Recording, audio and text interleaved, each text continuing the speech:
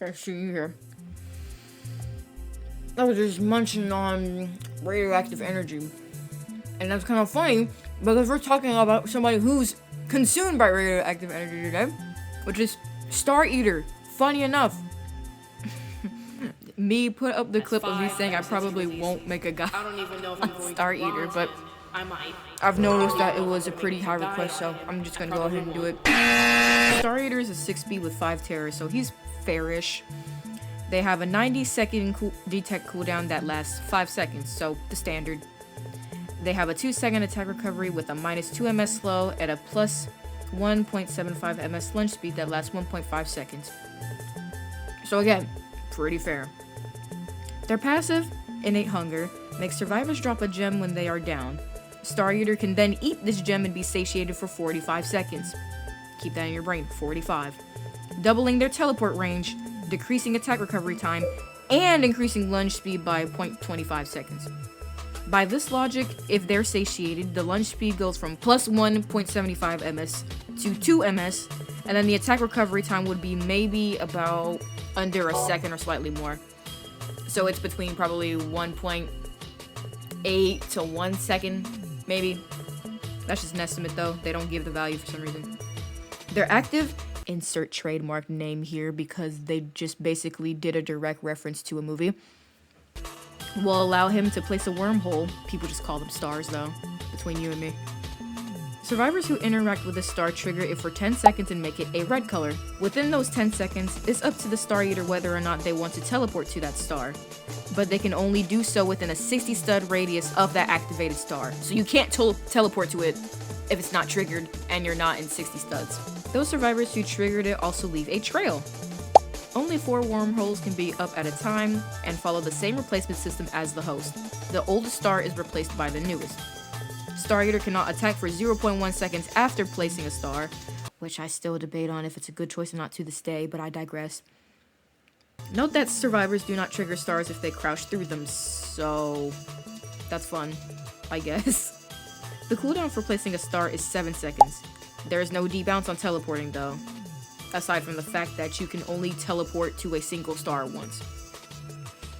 Now for an on-release comparison, Stareater came in mid-Daybreak 2, after probably the most dragged out, nuanced update in Daybreak history. I still don't know what the thing was about the story, it's just the whole boring, aside from the random bone. But Stareater actually had a longer cooldown. It was one of his cooldowns, I forget what. And he was able to swing while teleporting. So he could basically Ultra Instinct into you and lunge mid-teleport, before or after the teleport, and clap you upside your head. Now, he can't lunge before or after a teleport, so his lunge does not pass through as he teleports. It's just his movement.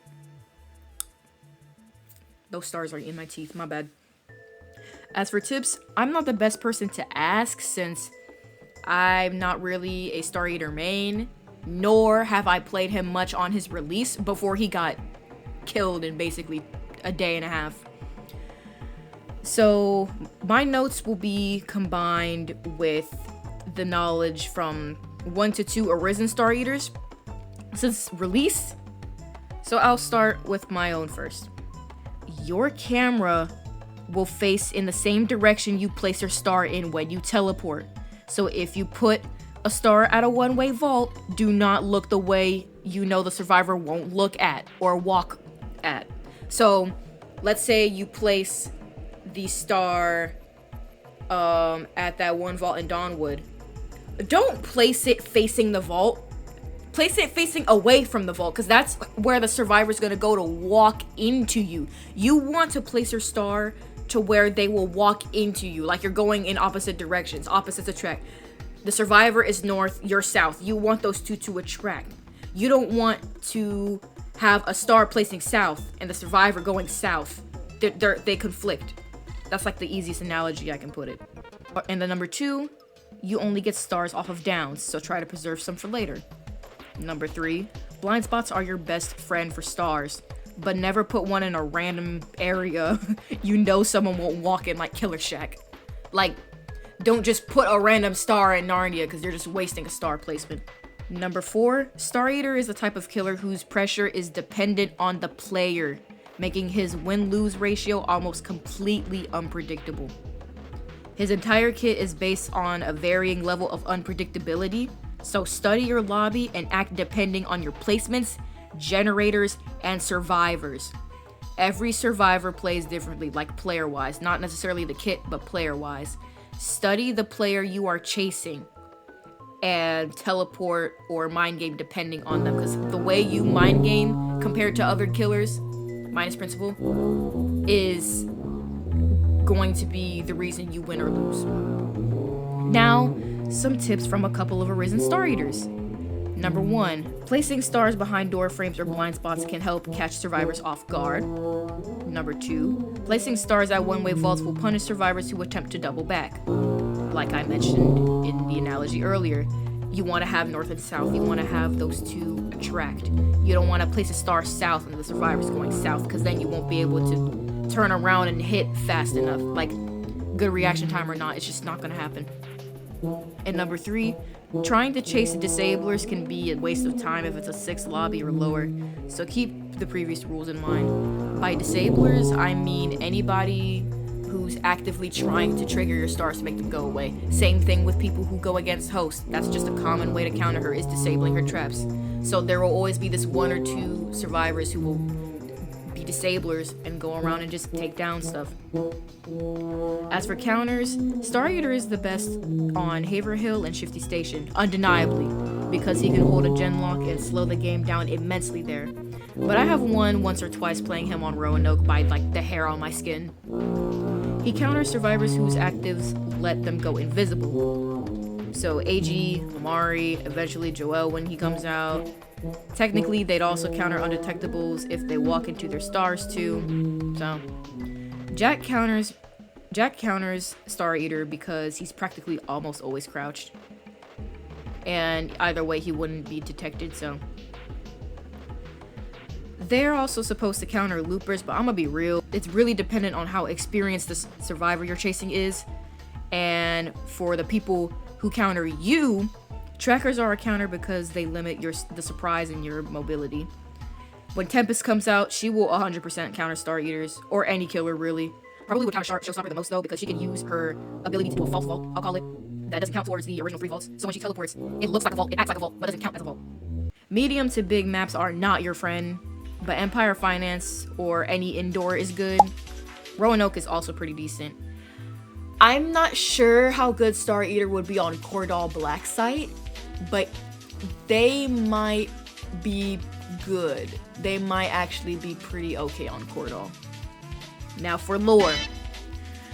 To make the shortest Daybreak backstory even shorter, seriously, why is it so short? Stareater was a prospective college student who was studying at his desk in his dorm room, and a shooting star pierced through his chest and changed his entire demeanor. They left college, probably due to health, and returned back craving more stars. That's it. That's literally it. They eventually even got Pale 2 from starvation. Now, I find this backstory hilarious for 2 reasons. Number 1, it's like he was originally released with his lore unfinished, and they don't even have voice lines to this day to further explain how a human became the way this is. And then number 2 is more of like a scientific outlook on this backstory from what I remember in high school astronomy. I do not have a degree in astronomy, but I was taught some things briefly from a teacher who's taught the subject for over 14 years, and she was amazing. Awesome teacher. Appreciate her to this day, so bear with me. And anything that I don't remember will be sourced down below if I use another source, say for a picture or for information. So let's geek out for a second. If the footage extends to where it does not have Stareater gameplay and it has normal gameplay, I'm sorry, I just don't feel like fighting with the map cycle right now. All stars are suns. Stars start off as these huge gas clouds, sometimes the remains of other stars, and they can all be in varied types, before becoming a protostar, which is this little baby star until it creates nuclear fission, aka reaching 15 million degrees Celsius, and reaching its main sequence. These stars at that point can live on for millions to billions of years, and to put that into perspective, our star is considered young. What are we? I think our star is it 4 million years old or 15 million years old? I can't remember. Put something on screen inside it below. And shine pretty bright around this time. For the remaining 10% of its life, it becomes a red giant and can split into 2 routes. Or if it's a blue star, it becomes a red supergiant. Medium stars develop into planetary nebula after helium atoms in the core fuse to make carbon at 200 million degrees Celsius, blast away the shell, and the loss of helium turns them into a white dwarf before losing all helium, all light, and finalizing into a black dwarf. Or massive stars have their red giant temperature increase rapidly and whole carbon is formed and increase the development of oxygen, nitrogen, and iron, to which the fusion will stop and iron absorbs this energy. The energy is then released as a supernova after the blast colors the sky for weeks and can sometimes be 1 trillion degrees. By the way, if it's much larger than our sun or star, either one, a pulsar star will begin to spin around like a spinning top and emit radio waves before it is swallowed by its own gravity and turns into a black hole, which is an invisible star that can be seen only through X-rays. I stuttered a lot. I had to retake that maybe 3 times. These jets are driving me insane. And I know that's a lot, so bear with me. There are 5 types of stars according to the HR diagram. Blue or blue-white stars, white dwarfs, yellow stars or yellow supergiants, red-orange stars, and red stars or red giants. The higher up the star in the diagram, the higher the luminosity. The further to the left, the higher the average surface temperature. Absolute magnitude is the true distance of a star, which is measured by evaluating the parallax from the star to us. Parallax is the effect of closer objects moving faster than objects far away. So let's say if you're on a road trip and you're in the mountains, you could see the railings on the road go by really fast, but the mountains may seem like they're not moving that much, and the clouds seem like they're barely moving at all. That's parallax. And it uses images from both of our eyes meshed into our brain to properly detect distance. That's the best way I can explain it from memory.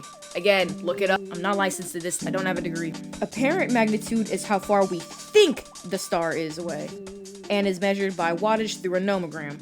The human eye can't see lower than a plus 6.0 magnitude, and our sun has a wattage of about 10 to the power of 27. So an apparent magnitude of, if I'm correct, minus 26.7.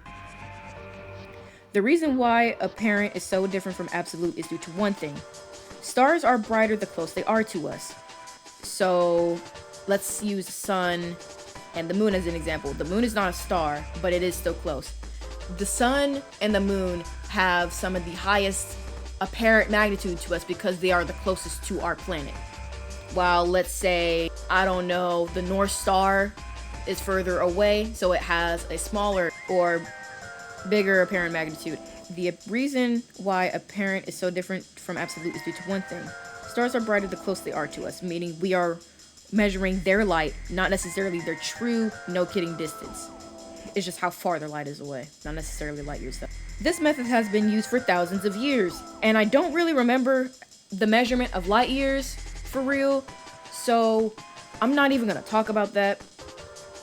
I even forget what the formula is. I had it on a paper somewhere, but I'm not even gonna attempt to find it because I gotta move soon. But on the topic of Stareater's basic appearance, we see that their star flickers from blue to white, so it's more than likely a blue-white star. If you've ever learned anything about fire, the bluer it is, the hotter. The redder it is, the colder. Stars work the same way. Blue stars are 3, if not 4 times hotter than normal stars, and much bigger too. So for reference, the star Rigel is about 25,000 kelvins, while our own sun is only 6,000. So you're telling me that a 25,000 Kelvin star, no, a 24,726.85 degrees Celsius star that's probably 10, if not 100 times the size of our own sun came down to Earth like a meteor, becoming a meteoroid, and hit only you. Andrew would have been decimated, bro. Not even just them. The entirety of Earth would have been decimated. Iris, Day, Yijun, hell, even the mist would have been fried. And even if it was a fragment of the sun, it would have still melted through their chest and killed them through either 3rd-degree burns, probably not even 3rd degree, call that stuff 10-degree burns, or radiation poisoning. Or just be completely burnt out and become a black dwarf, so it wouldn't even necessarily be that powerful of a star at all. That would also give everyone who chases them radiation poisoning, heat stroke, or blindness from looking or being around the star.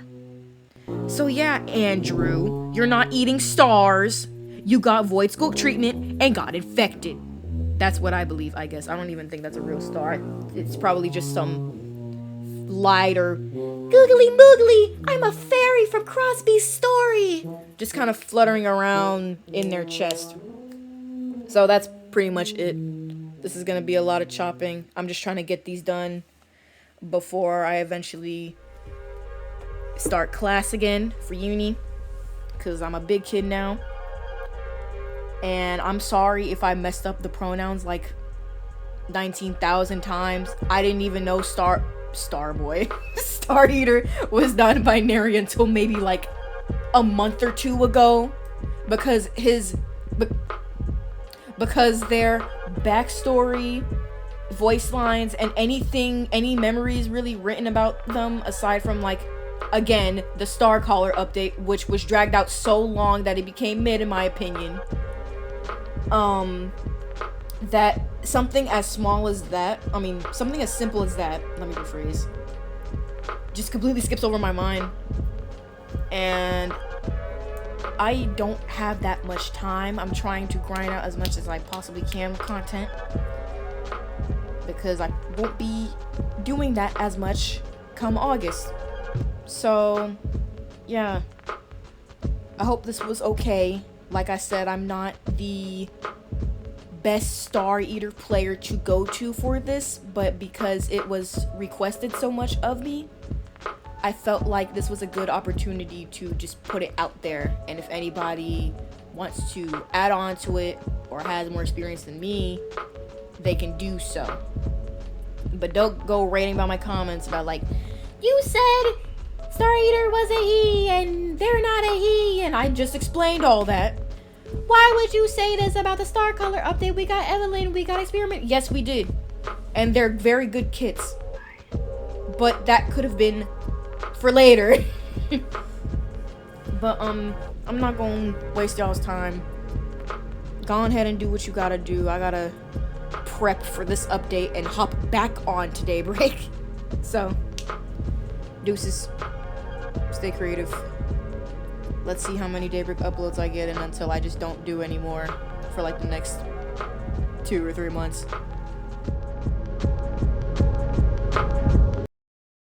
Ice.